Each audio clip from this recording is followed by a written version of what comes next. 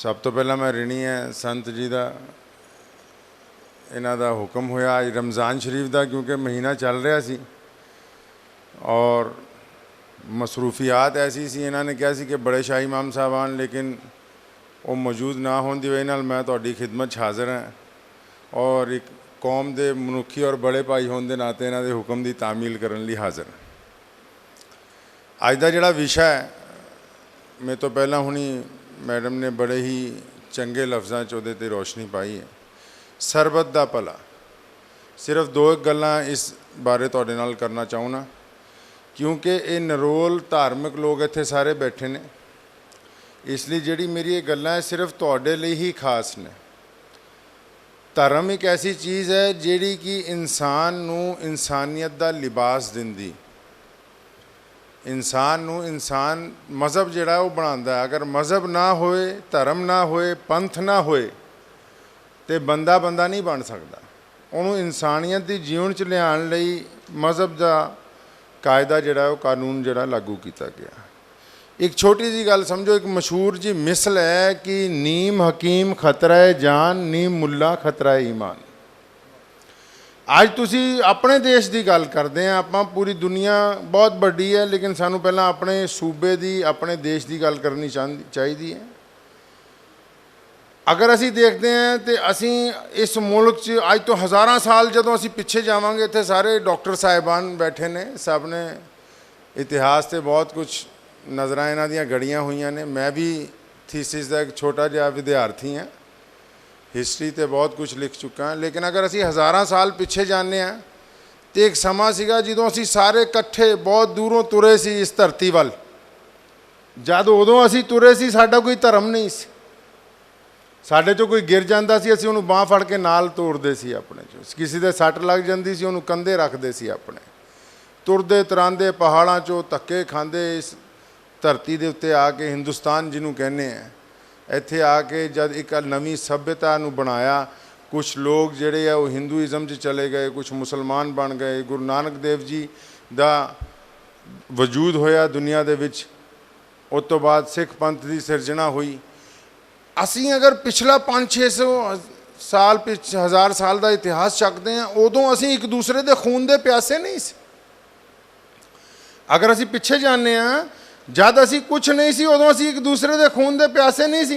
अज असी अपने आप को सभ्याचार का बहुत बड़ा प्रतीक समझते हैं, लेकिन उसके बावजूद असी एक दूजे के खून के प्यासे हाँ। मैं अक्सर धार्मिक लोगों को क्या करदा कि अगर धर्म के ठेकेदार चाहन तो हिंदुस्तान दे विच एक भी मजहबी दंगा नहीं हो सकता। जब तक धर्मी लोग धर्मी नहीं बननगे, ताती धर्म लागू नहीं हो सकता। असी चाहुंदे हैं कि असी अपना धर्म दूसरे ते लागू करिए। मज़हब की है, इंसानियत की है। मुहम्मद रसूलुल्लाह जब इस दुनिया च आए, मक्के की धरती च लोगों के धी जमदी सी, उन्होंने रेते च दबे आंदे सी जाके कि किसी को कल नूं अपना जवाई बनाना पएगा।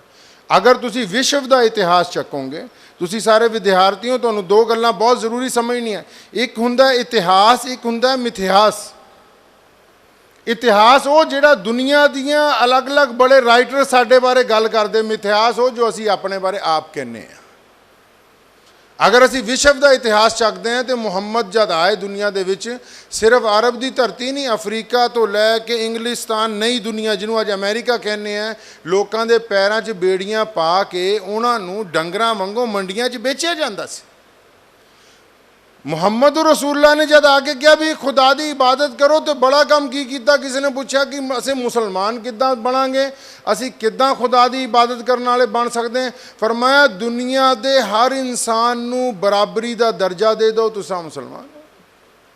अपने पैरेकारां नूं समझाया कि जिहड़ा भी बंदा तुहाडे सामने है उन्होंने तुसी अज असी क्यों मार खा रहे हैं। मैं कहना कि मैं एक अच्छा मुसलमान हाँ, उहदे बावजूद अगर मैनू ये लगता है कि सामने वाला बंदा दूसरे धर्म च होने की वजह नाल, या दूसरी जात च होने की वजह नाल, या दूसरे रंग च होने की वजह नाल, या दूसरी नस्ल का होने की वजह नाल, या गरीब होने की वजह नाल, या साडी जाति की होने की वजह नाल असीं उहदे नाल एक प्लेट च खाना नहीं खा सकते, असीं उहदे नाल नहीं बैठ सकते, ਅਸੀਂ ਉਹਦੇ ਨਾਲ ਵਿਚਾਰਧਾਰਾ ਨਹੀਂ ਬਣ ਸਕਦੇ। ਤੇ ਤੁਸੀਂ ਯਕੀਨ ਰੱਖੋ ਇਸ ਗੱਲ ਦਾ ਕਿ ਤੁਸੀਂ ਅਗਰ ਇਸ ਕੰਮ 'ਚ ਛੂਆ ਛੂਤ 'ਚ ਪਏ ਹੋਏ ਹੋ, ਅਗਰ ਤੁਹਾਡੇ ਜ਼ਿਹਨ ਦੇ ਵਿੱਚ ਦਿਮਾਗ 'ਚ ਗੱਲ ਫਸੀ ਹੋਈ ਹੈ ਕਿ ਅਸੀਂ ਆਲਾ ਆ, ਦੂਸਰਾ ਬੰਦਾ ਸਾਡੇ ਤੋਂ ਕਮਤਰ ਹੈ, ਤੇ ਤੁਸੀਂ ਮੁਸਲਮਾਨ ਵੀ ਹੋ ਸਕਦੇ ਹੋ, ਸਿੱਖ ਵੀ ਹੋ ਸਕਦੇ ਹੋ, ਈਸਾਈ ਵੀ ਹੋ ਸਕਦੇ ਹੋ, ਬੋਧੀ ਵੀ ਹੋ ਸਕਦੇ ਹੋ, ਦਲਿਤ ਵੀ ਹੋ ਸਕਦੇ ਹੋ, ਹਿੰਦੂ ਵੀ ਹੋ ਸਕਦੇ ਹੋ, ਲੇਕਿਨ ਇੱਕ ਇਨਸਾਨ ਨਹੀਂ ਹੋ ਸਕਦੇ। ਤੁਸੀਂ ਇਨਸਾਨ ਬਣਨ ਲਈ ਸਭ ਤੋਂ ਜ਼ਿਆਦਾ ਜ਼ਰੂਰੀ ਹੈ ਕਿ ਦੂਸਰੇ ਇਨਸਾਨ ਦੀ ਕਦਰ ਕੀਤੀ ਜਾਏ। ਅਗਰ ਤੁਸੀਂ ਦੁਨੀਆ ਦੇ ਮਜ਼ਹਬਾਂ ਦੇ ਵਿੱਚ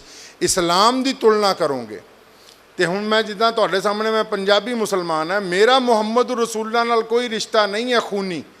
ਸਾਡੇ ਤੱਕ ਉਹਨਾਂ ਦਾ ਪੈਗਾਮ ਪਹੁੰਚਿਆ ਕਿਉਂਕਿ ਪੈਗਾਮ ਇਕੁਐਲਿਟੀ ਦਾ ਸੀ, ਪੈਗਾਮ ਸਮਾਜ 'ਚ ਬਰਾਬਰ ਆਉਣ ਦਾ ਸੀ।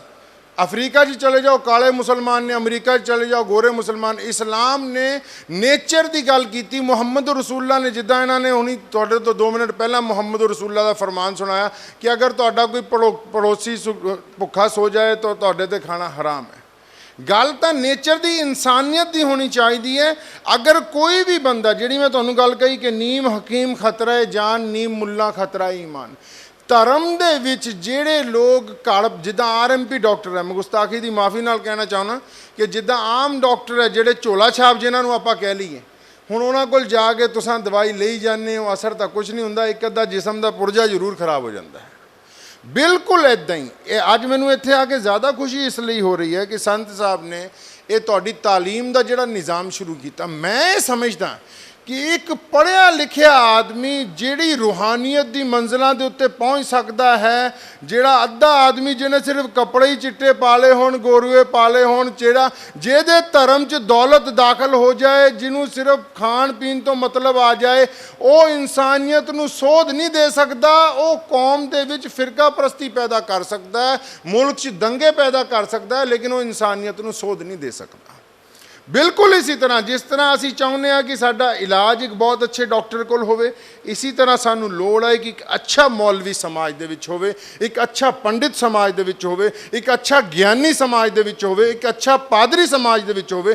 ਜਦ ਤੱਕ ਇਹਨਾਂ ਕੌਮਾਂ ਦੇ ਸੈਕਿੰਡ ਲਾਈਨ ਦੀ ਲੀਡਰਸ਼ਿਪ, ਤੁਸੀਂ ਇਹ ਦੇਖਦੇ ਹੋ ਕਿ ਜਿੰਨੇ ਬੜੇ ਸਾਡੇ ਬਜ਼ੁਰਗ ਨੇ, ਜਿੰਨੇ ਬੜੇ ਸੰਤ ਨੇ, ਤੁਸੀਂ ਅਕਸਰ ਇਹਨਾਂ ਨਾਲ ਮਿਲੋ, ਇਹਨਾਂ ਦੇ ਸੁਭਾਅ 'ਚ ਤੁਹਾਨੂੰ ਨਰਮੀ ਬਹੁਤ ਮਿਲੇਗੀ, ਇਹਨਾਂ ਦੇ ਮਿਜ਼ਾਜ 'ਚ ਤੁਹਾਨੂੰ ਮਿਠਾਸ ਵੀ ਮਿਲੇਗੀ, ਗੱਲਾਂ ਵੀ ਬਹੁਤ ਮਿੱਠੀਆਂ ਹੋਣਗੀਆਂ, ਦੂਸਰੇ ਦਾ ਸਤਿਕਾਰ ਵੀ ਬਹੁਤ ਕਰਨਗੇ। ਕਿਉਂ? ਕਿਉਂਕਿ ਜਿਸ ਦਰਖਤ 'ਤੇ ਫਲ ਲੱਗੇ ਹੋਣ ਉਹ ਝੁਕਿਆ ਹੋਇਆ ਹੁੰਦਾ। ਹੁਣ ਜਿਹਨੇ ਉੱਦਾਂ ਹੀ ਘਰੋਂ ਉੱਠ ਕੇ ਸਿਰਫ ਕੱਪੜੇ ਪਾ ਲਏ ਹੋਣ ਚਿੱਟੇ, ਸਿਰ 'ਤੇ ਮੇਰੇ ਵਾਂਗੂ ਟੋਪੀ ਰੱਖ ਕੇ ਤਿਆਰ ਹੋ ਕੇ ਪਹੁੰਚ ਗਿਆ ਹੋਵੇ ਕਿ ਚਲੋ ਸੁਬਾਹ ਸ਼ਾਮ ਭਾਵੇਂ 2 ਰੁਪਈਆ ਹੀ ਆ ਜਾਏ, ਲੋਕਾਂ ਨੂੰ ਜਾ ਕੇ ਬੇਵਕੂਫ ਹੀ ਬਣਾਉਣਾ, ਮੈਂ ਤਾਂ ਆਪਣਾ ਘਰ ਪਾਲਣਾ, ਐਸੀ ਲੀਡਰਸ਼ਿਪ ਧਾਰਮਿਕ ਤੌਰ 'ਤੇ ਜਿਹੜੀ ਹੈ, ਸੈਕਿੰਡ ਲਾਈਨ ਦੀ ਧਾਰਮਿਕ ਲੀਡਰਸ਼ਿਪ, ਜਿਨ੍ਹਾਂ 'ਚ ਕਿ ਘੱਟ ਪੜ੍ਹੇ ਲਿਖੇ ਲੋਕ ਆਪਣੇ ਸਵਾਰਥ ਦੇ ਲਈ ਸ਼ਾਮਲ ਹੋ ਗਏ ਨੇ, ਉਹਨਾਂ ਨੇ ਮਜ਼ਹਬ ਦਾ ਮਤਲਬ ਹੀ ਬਦਲਤਾ। ਉਹਨਾਂ ਨੇ ਮਜ਼ਹਬ ਦਾ ਤਾਂ ਮਤਲਬ ਇਹ ਹੈ ਕਿ ਦੂਸਰੇ ਦੇ ਨਾਲ ਇਖਲਾਕ ਔਰ ਪਿਆਰ। ਇਸਲਾਮ ਨੇ ਦੁਨੀਆ ਦੇ ਸਾਹਮਣੇ ਜਿਹੜਾ ਪੈਗਾਮ ਰੱਖਿਆ ਉਹ ਪ੍ਰੈਕਟੀਕਲੀ ਹੋਣਾ ਚਾਹੀਦਾ। ਮਿਸਾਲ ਦੇ ਤੌਰ 'ਤੇ ਮੈਂ ਸਿਰਫ ਇੱਕ ਵਾਕਿਆ ਤੁਹਾਨੂੰ ਸੁਣਾਵਾਂਗਾ, ਫਿਰ ਇਜਾਜ਼ਤ ਚਾਹਾਂਗਾ ਕਿਉਂਕਿ ਸਟੇਜ ਸੈਕਟਰੀ ਸਾਹਿਬ ਨੇ ਟਾਈਮ ਬਹੁਤ ਘੱਟ ਇਹਨਾਂ ਕੋਲ ਹੈ, ਬਹੁਤ ਸਾਰੇ ਹੋਰ ਵੀ ਮੌਜੂਦ ਨੇ ਲੋਕ। ਇੱਕ ਕਿੱਸਾ ਤੁਹਾਨੂੰ ਮੈਂ ਸੁਣਾਉਣਾ ਚਾਹੁੰਦਾ ਕਿ ਮੱਕਾ ਮੁਕਰਮਾ ਦੀ ਜਿਹੜੀ ਬੜੀ ਮਸਜਿਦ ਹੈ, ਉੱਥੇ ਜਿਸ ਦਿਨ ਮੁਹੰਮਦ ਰਸੂਲullah ਫਤਿਹ ਮੱਕਾ ਦੇ ਦਿਨ ਦਾਖਲ ਹੋਏ ਮਸਜਿਦ 'ਚ, ਤੇ ਅਰਬ ਦੇ ਬੜੇ ਬੜੇ ਸ਼ਹਿਜ਼ਾਦੇ, ਬਾਦਸ਼ਾਹ, ਜਿਹੜੇ 'ਚ ਮੁਸਲਮਾਨਾਂ ਦੇ ਚਾਰੋਂ ਖਲੀਫਾ, ਮੱਕੇ ਦੇ ਸਰਦਾਰ ਸਾਰੇ ਮੌਜੂਦ ਸੀ ਵਿਹੜੇ 'ਚ। ਤੇ ਮੁਹੰਮਦ ਰਸੂਲullah ਨੇ ਆਪਣੇ ਸਾਥੀਆਂ ਨੂੰ ਕਿਹਾ ਵੀ ਬਿਲਾਲ ਨੂੰ ਬੁਲਾਓ। ਪੁੱਛਿਆ ਵੀ ਬਿਲਾਲ ਕੌਣ ਹੈ? ਪਤਾ ਲੱਗਿਆ ਵੀ ਬਿਲਾਲ ਇੱਕ ਗੁਲਾਮ ਦਾ ਨਾਮ ਹੈ, ਜਿਹੜਾ ਕਿ ਹਬਸ਼ਾ ਇੱਕ ਦੇਸ਼ ਹੈ, ਉੱਥੇ ਦਾ ਰਹਿਣ ਵਾਲਾ, ਕਾਲਾ ਸਿਆਹ ਹਬਸ਼ੀ ਹੈ, ਮੋਟੇ ਮੋਟੇ ਉਹਦੇ ਬੁੱਲ ਹੈ, ਕੱਪੜੇ ਉਹਦੇ ਫਟੇ ਹੋਏ ਹੈ, ਪੈਰਾਂ 'ਚ ਉਹਦੇ ਜੁੱਤੀ ਕੋਈ ਨਹੀਂ। ਉਹ ਜਦ ਮੁਸਲਮਾਨ ਹੋਇਆ ਸੀ, ਮੱਕੇ ਦੇ ਲੋਕ ਰੋਜ਼ਾਨਾ ਇਹਨਾਂ ਗਲੀਆਂ 'ਚ ਉਹਨੂੰ ਮਾਰਦੇ ਸੀ। ਉਹ ਜਦ ਚਾਹੁੰਦਾ ਸੀ ਕਿ ਮੈਂ ਮੱਕੇ ਦੀ ਮਸਜਿਦ ਜਾ ਕੇ ਨਮਾਜ਼ ਪੜ੍ਹਾਂ, ਲੋਕੀ ਉਹਨੂੰ ਇਹਦੀ ਚੌਖਟ 'ਤੇ ਨਹੀਂ ਚੜ੍ਹਨ ਦਿੰਦੇ ਸੀ ਕਿ ਤੂੰ ਅਛੂਤ ਹੈ। ਲੋਕ ਇਹ ਕਹਿੰਦੇ ਸੀ ਤੇਰੀ ਬਰਾਦਰੀ ਬਹੁਤ ਘਟੀਆ ਆ, ਤੂੰ ਉਸ ਨਸਲ ਦਾ ਨਹੀਂ ਹੈ, ਯਾਨੀ ਤੇਰੇ ਲਈ ਤਾਂ ਬਹੁਤ ਬੜਾ ਹੋਣਾ ਚਾਹੀਦਾ ਸੀਗਾ ਰੁਤਬਾ, ਤੂੰ ਕਿਸੇ ਬਹੁਤ ਆਲਾ ਖਾਨਦਾਨ ਦਾ ਹੁੰਦਾ ਤਾਂ ਤੂੰ ਇਸ ਮਸਜਿਦ 'ਚ ਵੜ ਸਕਦਾ ਸੀ। ਮੁਹੰਮਦ ਰਸੂਲullah ਨੇ ਜਿਸ ਦਿਨ ਉਸ ਮਸਜਿਦ 'ਚ ਪਹਿਲੀ ਨਮਾਜ਼ ਪੜ੍ਹਾਈ, ਫਰਮਾਇਆ ਬਿਲਾਲ ਨੂੰ ਬੁਲਾਓ। ਜਦ ਬਿਲਾਲ ਆ ਗਏ, ਬਿਲਾਲ ਖੁਦ ਲਿਖਦੇ ਇੱਕ ਜਗ੍ਹਾ, ਕਹਿਣ ਲੱਗੇ ਮੈਂ ਘਬਰਾ ਗਿਆ ਬਹੁਤ ਬੁਰੀ ਤਰ੍ਹਾਂ ਵੀ ਐਡੇ ਬੜੇ ਪ੍ਰੋਗਰਾਮ 'ਚ ਇਸ ਦਾਸ ਦੀ ਜ਼ਰੂਰਤ ਕੀ ਪੈ ਗਈ। ਹੁਣ ਜਦ ਪਹੁੰਚੇ, ਫਰਮਾਇਆ ਬਿਲਾਲ खाना काबा की छत ते चढ़ के अजान दो, यानी मक्के की मस्जिद के उत्ते चढ़ के अजान दो। हुण बिलाल कहंदे कि मैं रोन लग पिया, चढ़िया हुक्म सीगा रसूल दा, लेकिन कहण लगे मैं रोन लग पिया कि भी ये वो मक्के दे लोग ने जिहड़े कि मैनू इहदी चौखड़ ते नहीं चढ़न दिंदे सी मस्जिद दी। अज मैं मक्के की मस्जिद की छत के उत्ते खड़ा जिथे अज तक कोई दूसरा चढ़ ही नहीं सकिया, जिहदी छत ते चढ़न का हुक्म ही नहीं है, जिहदे चारों पासे लोग खड़े होकर नमाज पढ़ते हैं। इस्लाम ने कहा, मुहम्मद रसूलुल्लाह ने कहा भी जब दुनिया को असा पैगाम देना है तो प्रैक्टिकली देना है। मुहम्मद रसूलुल्लाह मस्जिद च सी, किड्डा बड़ा इंसानियत का मोहसिन है कि उन्होंने गए नूं 1450 साल हो गए। अज पूरी दुनिया च हर नस्ल के लोग वो मजहब से चलने वाले मस्जिद च बैठे है। एक गैर मुस्लिम आंदा मस्जिद च पेशाब करन लग पैंदा, साडे वर्गे चेले जिहड़े नाल हुंदे आ वो भज्जे ही जाते मारन लई, फौरन उन्होंने रोकया जाता है, फरमाया मारो नहीं, इनू डांटो नहीं। हो सकता है तुहाडी डांट की वजह नाल ये जिहड़ा आराम दे नाल बैठा पेशाब कर रहा इनू तकलीफ हो जाएगी, इनू बाद चों मुहब्बत दे नाल समझाया जाए कि ये खुदा दा घर है, इत्थे गंदगी नहीं फैलानी चाहिए। अगर तुसीं तुहाडा दिल जिहड़ा आ, अज मैं अक्सर सवेरे सैर नूं जाना, तुहानूं एक छोटा चुटकला सुणावां, मैं रोज़ सैर करन जाना तो मेरे बजुर्गों ने मुल्क की जंगे आज़ादी लई 150 साल कैद कट्टी। साढ़े खानदान पिछली 20 नस्लों कोई नस्ल ऐसी नहीं जिन्हें मुल्क लिए कैद ना कट्टी हो। मैं सैर करने जाना, लोगों को देखदा अच्छे अंग्रेज़ों वाले कपड़े पा के छोटे छोटे पपीज़ नाल लई जांदे, तो मैं कई बार सोचदा कि असी अद्धे अधूरे अंग्रेज़ हाँ। कई बार मेरे जहन च एक गल आती है कि असां इस मुल्क चों अंग्रेज़ नूं कड्ढण लई पहलां इन्ना जोर लाया, हुण आप अंग्रेज़ बनण लई पूरी ताकत दे नाल लगे हुए। तुसीं देखो साडी कितनी बड़ी विडंबना है साडे ते कि साडे पुरखा ने अपनी पूरी जाना झोंकदियां अंग्रेज़ नूं कड्ढण लई, और असीं अंग्रेज़ बनण लई पूरी ताकत लाई है, किसी तरह अंग्रेज़ बन जाइए, बनते फिर नहीं पे। जिन्ने विरध आश्रमां च तुहानूं लोग मिलणगे, मैं अक्सर दस के आना लोगों को कि तुसी किसी धार्मिक संस्था के स्कूल, जिद्दां आ स्कूल तुहाडा इत्थे चल रहा है, किसी धार्मिक संस्था के स्कूलों के बच्चों के घर चल जियो, जदों जवान होणगे, जदों ग्रंथी बनणगे, जदों कारोबार करनगे, जदों व्यापारिक होणगे, उन्हां दे माँ प्यो उन्हां दे सिरां दे ताज होणगे। और ये जिहड़ी व्यवस्था यूरोप ने सानू पढ़ाई लई दित्ती है, भावें वड्डे तो वड्डा अच्छा स्कूल होवे, ये जिन्ने वड्डे अफसर बनणगे इन्हां दे माँ बाप जिहड़े आ तुहानूं विरध आश्रमां दे अंदर मिलणगे।